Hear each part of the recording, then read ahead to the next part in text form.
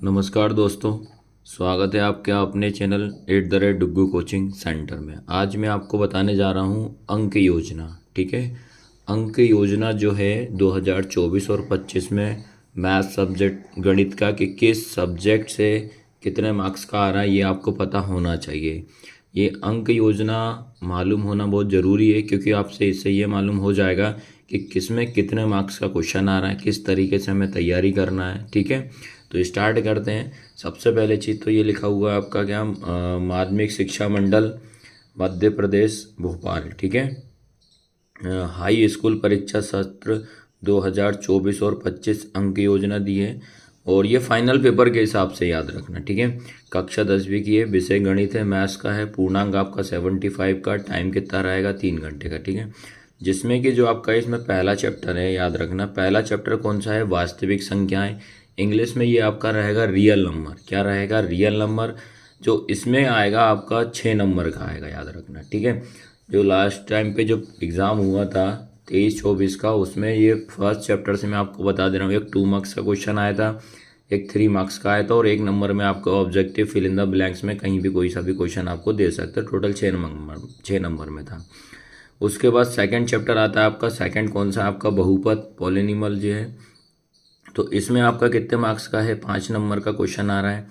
5 में से आपको 2 नंबर का क्वेश्चन दे देंगे, 2-3 ऑब्जेक्टिव दे देंगे, इस तरीके से पूछेगा आपसे। उसके बाद आता है आपका थर्ड चैप्टर। ठीक है, थर्ड चैप्टर क्या है, पेयर ऑफ लीनियर इक्वेशन बोलते हैं। थर्ड है दो चर वाले रैखिक समीकरण। इसमें आपको आ रहा है 7 नंबर का। 7 में से याद रखना एक 3 मार्क्स का, सॉरी 4 मार्क्स का एक क्वेश्चन इसमें से 101% आता ही आता है।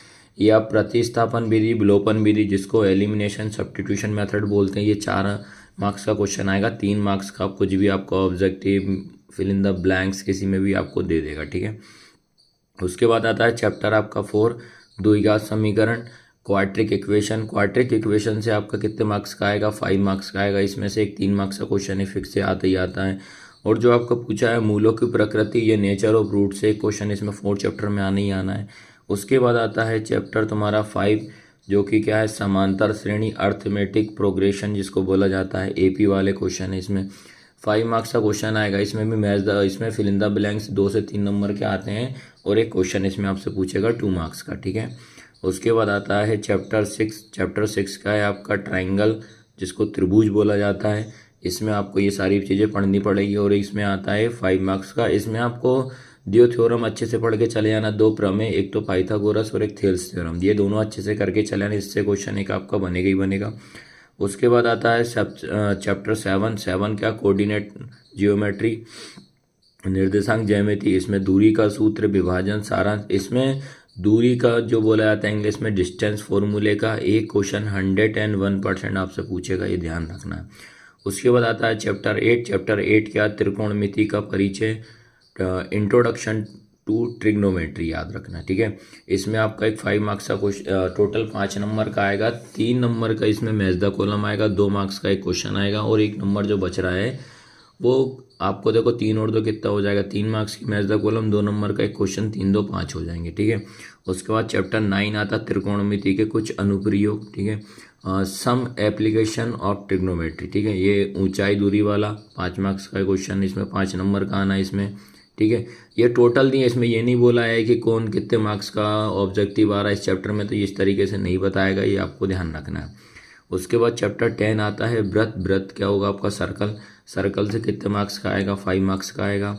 उसका 11 चैप्टर क्या है, वृत्तों से संबंधित क्षेत्रफल, त्रिज्यखंड और त्रिज्यखंड और वृत्तखंड के क्षेत्रफल और सारांश, ये 5 मार्क्स का आने वाला ये।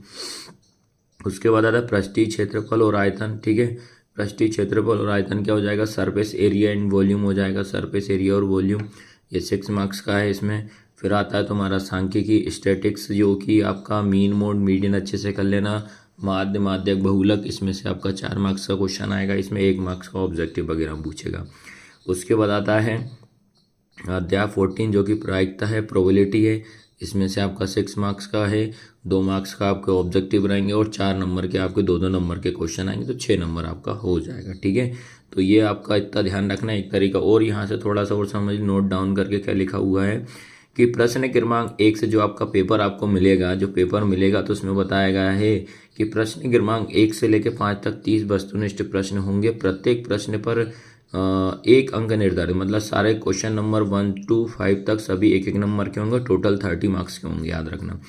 फिर आता है प्रश्न क्रमांक 1, जिसमें कि आपका सही विकल्प रहेंगे। सही विकल्प 6 मार्क्स के आएंगे। उसके बाद प्रश्न क्रमांक 2 जो रहेगा आपका रिक्त स्थान, ये भी आपका 6 मार्क्स के आएंगे। प्रश्न क्रमांक 3 सत्य असत्य, ये भी 6 मार्क्स का रहेगा। प्रश्न क्रमांक 4 सही जोड़ी 6 नंबर का रहेगा। प्रश्न क्रमांक आपका कितना 5 रहेगा, जो एक वाक्य में उत्तर 6 मार्क्स का रहेगा। फिर उसके बाद समझना बेटा, प्रश्न क्रमांक 6 से 17 तक कुल 12 प्रश्न होंगे और प्रत्येक प्रश्न के 2 अंक निर्धारित हैं, ठीक है। 6 से 17 तक याद रखना आपके 12 क्वेश्चन होंगे। 12 में सारे के सारे 2-2 मार्क्स के क्वेश्चन रहेंगे। उसके बाद क्वेश्चन नंबर आपका 18 से 20 तक जितने भी रहेंगे 3 मार्क्स के क्वेश्चन रहेंगे और 3-3 नंबर निर्धारित किया एक क्वेश्चन के। उसके बाद 21 से 23 तक के कुल 3 प्रश्न होंगे और प्रत्येक प्रश्न के 4 अंक निर्धारित किए जाएंगे, ठीक है। तो इस तरीके से आपको तैयारी करना पड़ेगा, याद रखना। और अगर आपको पूरे सब्जेक्ट की आपको पीडीएफ चाहिए 9, 10, 11, 12, ठीक है, तो हमारी एप्लीकेशन है डुग्गू कोचिंग सेंटर, वो आप प्लेलिस्ट पे डाउनलोड कर सकते हो, जिससे कि आपको ऑल सब्जेक्ट का भी आपको अंक योजना नंबर इसकी मालूम पड़ जाएगी, किस तरीके से किस चैप्टर से आपको पढ़ना है और अंक योजना के हिसाब से आपको तैयारी करना पड़ेगा, तभी आपके परसेंट बनेंगे। तो और सब्जेक्ट के लिए आपको करना हो तो एप्लीकेशन में डाउनलोड कर लेना। एप्लीकेशन डाउनलोड कर लोगे तो उसमें आपका दिया हुआ है सिलेबस के नाम से, ठीक है।